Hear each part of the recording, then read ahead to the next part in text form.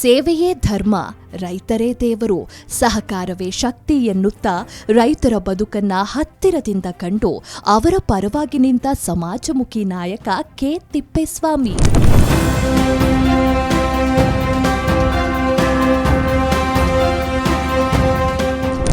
ಗುಂಡು ಮುಣುಗು ಗ್ರಾಮದಲ್ಲಿ ಜನಿಸಿದ ಇವರು ಜನಸೇವೆಯ ಹಂಬಲದಿಂದ ಸರ್ಕಾರಿ ಹುದ್ದೆಗೆ ಗುಡ್ ಬೈ ಹೇಳಿ ಕೃಷಿ ಮತ್ತು ಸಹಕಾರ ರಂಗದತ್ತ ಹೆಜ್ಜೆ ಇಟ್ಟರು.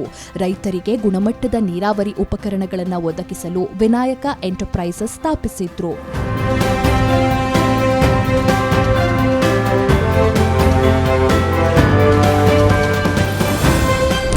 ಎಪಿಎಂಸಿ ಅಧ್ಯಕ್ಷರಾಗಿ ರೈತರ ಹಿತ ಕಾಯ್ದು ಅನ್ಯಾಯದ ವಿರುದ್ಧ ಹೋರಾಟ ನಡೆಸಿದ್ರು.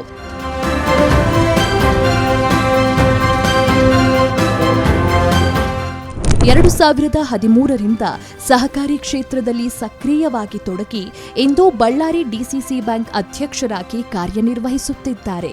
ಕೃಷಿ ಹಾಗೂ ಸಹಕಾರ ಕ್ಷೇತ್ರದಲ್ಲಿ ಅನನ್ಯ ಕೊಡುಗೆ ನೀಡಿರುವ ಕೆ. ತಿಪ್ಪೇಸ್ವಾಮಿ ಅವರ ಈ ಸಾಧನೆಯನ್ನು ಗುರುತಿಸಿ ಈ ಬಾರಿಯ ಪ್ರತಿಷ್ಠಿತ ವಿಜಯರತ್ನ ಇಂಟರ್ನ್ಯಾಷನಲ್ ಪ್ರಶಸ್ತಿ ನೀಡಿ ಪುರಸ್ಕರಿಸಲಾಗುತ್ತಿದೆ.